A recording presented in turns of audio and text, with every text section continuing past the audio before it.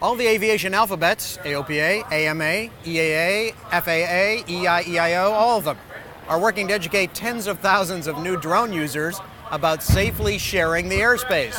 So it might surprise some of you to know that while hobbyists are required to notify airports when flying within 5 miles, there's a growing crowd at the northwest corner of Whitman Airport flying drones by invitation.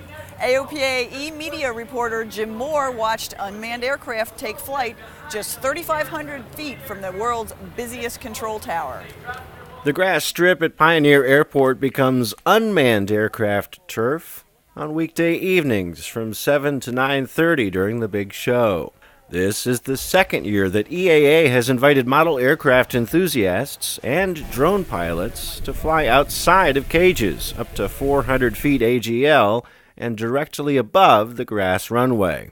Mark Radcliff of the Academy of Model Aeronautics spells out the rules. There, make a circle back up here. Here's upwind. You can loop or something, but try to keep a reasonable flight path. Watch what's going on. Have spotters. It's an event I always wanted to come to, and wow, to be here. This atmosphere is absolutely fantastic to fly models, so we love it. Two aviation communities, traditional RC model aircraft and the newcomers with quadcopters, are learning to fly together to make space for everybody. So there's a brand new crowd out there that people need to reach out to try to educate and bring into the fold, to let them understand not only how to operate safely, but maybe there's another aspect of aviation they can become interested in. There's more than just safe integration going on here. There's also a healthy dose of inspiration.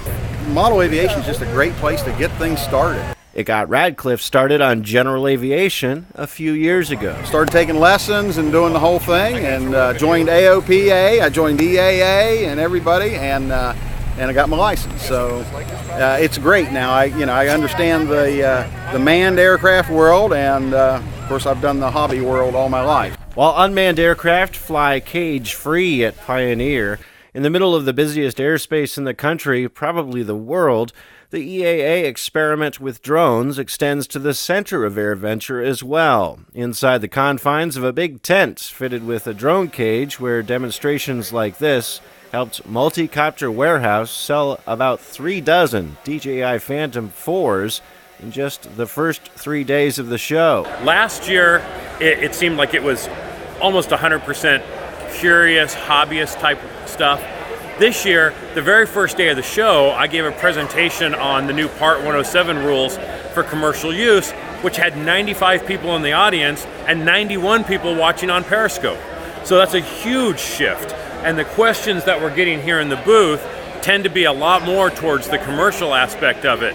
Agriculture, aerial photography, the surveying, mapping, utility inspection with the thermal camera. Another kind of quadcopter has been put to work in the cage just outside, where Embry-Riddle Aeronautical University set up an obstacle course. And he hits the flag, which counts for a finish. Assistant Professor David Thirtyacre runs the drone challenge here.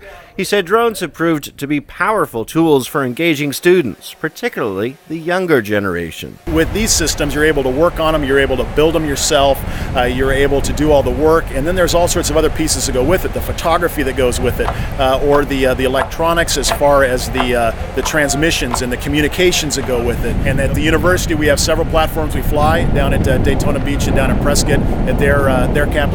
They fly everything from the small stuff where you're seeing here where you learn how to fly, and then they have some very big aircraft that they fly as well. As the second year draws to a close, this experiment with unmanned aircraft has exceeded expectations. It's going great, it's getting bigger, and we're having a lot of fun.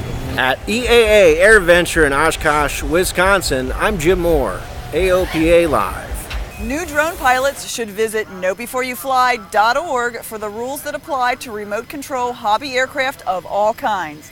AOPA is a sponsor of that campaign.